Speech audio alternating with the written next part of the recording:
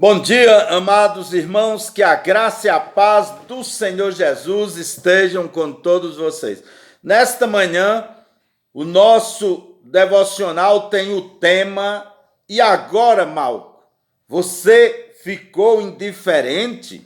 Abra sua Bíblia em Lucas capítulo 22, eu vou ler do 47 a 51 e os irmãos acompanham aí nas suas Bíblias. Diz assim a palavra do Senhor: Enquanto ele ainda falava, chegou uma multidão seguindo a Judas, um dos 12. Este se aproximou de Jesus para saudá-lo com um beijo. Jesus, no entanto, lhe arguiu: Judas, por meio de um ósculo está traindo o Filho do Homem? Ao perceberem o que se sucederia, os que estavam com Jesus lhe propuseram: Senhor, devemos atacá-los à espada? E um deles feriu o servo do sumo sacerdote, decepando-lhe a orelha direita. Contudo, Jesus interveio e ordenou: Deixai-os, basta. E tocando-lhe a orelha do homem, ele o curou. É interessante que na história bíblica, tanto no Antigo Testamento como no Novo, às vezes um personagem aparece rapidamente, em um versículo ou dois, e desaparece, mas deixa lições para nós. Como, vou citar um exemplo, poderia citar vários, mas vou citar um exemplo, capítulo 12 de Atos, a empregada de Maria, mãe de Marcos, de João Marcos, a Rode, que demonstra uma fé grande ali quando vai abrir a porta para Pedro e volta para falar com os irmãos. Qualquer dia eu vou fazer um devocional na vida de Rode. Mas hoje aqui, a vida que nós vamos examinar será a de Malco. E agora, Malco? Malco, apesar de tudo que Jesus lhe fez, ele ficou indiferente. Quantas pessoas neste mundo são indiferentes ao Senhor Jesus? São beneficiados por Deus. Toda essa humanidade é beneficiada por Deus, mas a grande maioria é indiferente. Mateus 5:45 diz: Para que vos torneis filho do vosso Pai que está nos céus, porque ele faz nascer o sol sobre maus e bons e faz chover sobre justos e injustos. Tá vendo aí? Deus abençoa a humanidade toda com o sol, que é imprescindível para a vida, com as chuvas, que é imprescindível para a vida, para os alimentos e para a manutenção da água no planeta, da vida. Mas muitos são indiferentes, inclusive muitos crentes, beneficiados todos os dias pelo Senhor nosso Deus, mas são indiferentes. Levantaram hoje, nesta manhã belíssima, já agradeceram a Deus ou continuam indiferentes? Malco é um desses também. Nós vimos que ele estava com os inimigos de Jesus. Era um daqueles inimigos de Jesus, foram prender a Jesus e que Pedro lhe decepou a orelha direita. Como nós sabemos que foi Pedro, aqui a passagem não cita nem o nome Malco, nem Pedro, mas em João. Esta é a beleza dos evangelhos. Um informa aquilo que às vezes o outro não informou. Veja João 18:10. Então Simão Pedro, que tinha a espada, desembainhou-a e feriu o servo do sumo sacerdote, cortando-lhe a orelha direita. E o nome do servo era Malco. Está aí as informações. Nos últimos momentos, antes da crucificação, Jesus, no seu amor, na sua compaixão, perdão e no seu poder, curou e beneficiou este indivíduo, este homem chamado Malco. E Malco, o que fez? Depois de receber aquele milagre, aquela bênção, nada, ficou indiferente. Qual foi a reação de Malco? Diferente. Malco é um homem curioso, famoso não porque fez uma grande aventura na vida, famoso não porque tinha um grande nome, um grande cargo, uma grande posição, mas por causa da sua orelha. Nós conhecemos Malco por causa da orelha.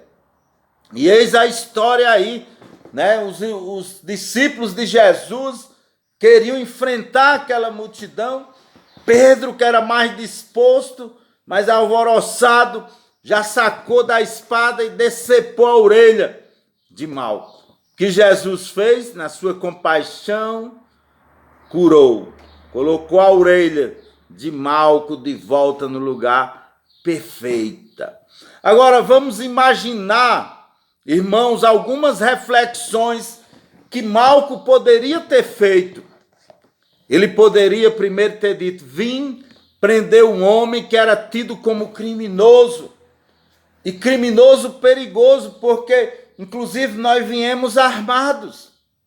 E ele não se defendeu, ele não quis que os seus o defendessem, pelo contrário, aceitou passivamente a prisão. Malco poderia ter feito essa reflexão. Segundo, Malco poderia também ter pensado: ele e eu estamos em lados opostos, sou seu adversário, tanto que fui ferido por um dos seus. E ele interveio, impediu que coisas piores acontecessem.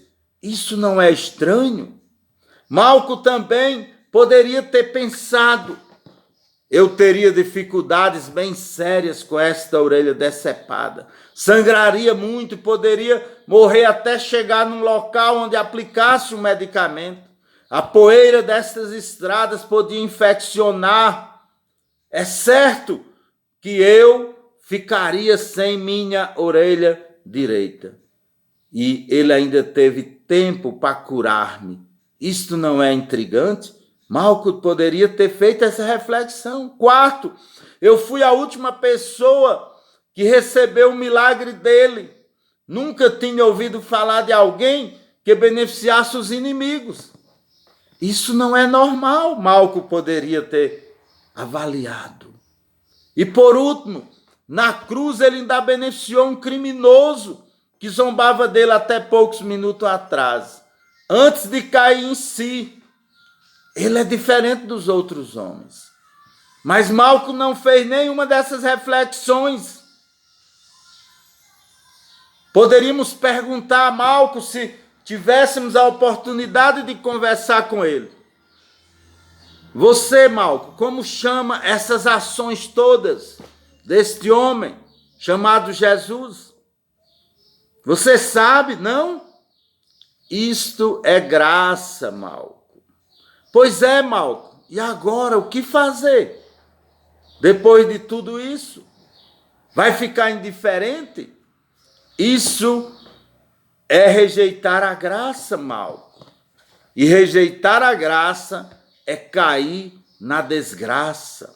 Essas perguntas aqui expostas seriam as mesmas perguntas que poderíamos encaminhar para muitas pessoas que são beneficiadas pelo Senhor Jesus em nossos dias. Gente que é abençoada por Ele, gente que foi beneficiada pelas orações, gente que a graça de Jesus operou na sua vida. Um pai ou uma mãe que ora pelo filho, chora de joelhos, e a graça livra o filho de um desastre, de um acidente. Gente que não sabe, ou sabe erradamente sobre Jesus e é abençoada por causa da sua graça, mas é sempre desconcertante, é sempre desobediente e nunca lhe obedece.